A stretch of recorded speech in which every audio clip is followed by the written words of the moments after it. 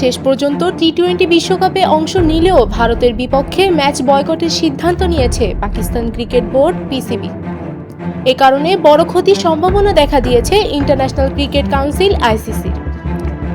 ভারতীয় সংবাদ মাধ্যম এনডিটিভির দাবি, শুধুমাত্র ভারত পাকিস্তানের একটি ম্যাচেই জড়িয়ে আছে 50 কোটি মার্কিন ডলারের বাজার, যা বাংলাদেশি মুদ্রায় 6,000 কোটি টাকারও বেশি।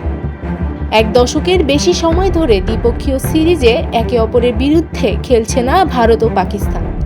ক্রিকেটের ময়দানে চিরপ্রতিদ্বন্দ্বী দেশ দুটিকে মুখোমুখি দেখতে তাই বৈশ্বিক আসরগুলোর জন্য মুখিয়ে থাকে ক্রিকেট প্রেমীরা।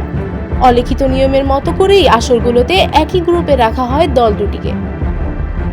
আগ্রহের কেন্দ্রবিন্দুতে থাকা এমন একটি ম্যাচ শেষ পর্যন্ত না হলে ক্ষতির পরিমাণটা হওয়ার কথা অকল্পনীয়। এনডিটিভির প্রতিবেদন থেকে জানা গেছে, সম্প্রচার সত্ত্ব, বিজ্ঞাপনের প্রিমিয়াম, টিকিট বিক্রি ও অন্যান্য বাণিজ্যিক কার্যক্রমগুলোকে একত্র করে নির্ধারণ করেছে এই 50 কোটি মার্কিন ডলারের ক্ষতি।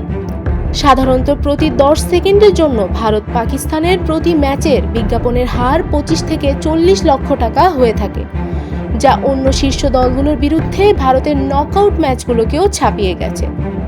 তাই এই ম্যাচটি সরিয়ে নিলে যে টুর্নামেন্টের সম্পূর্ণ আর্থিক কাঠামোই বদলে যাবে তা সহজেই অনুমান করা যায়।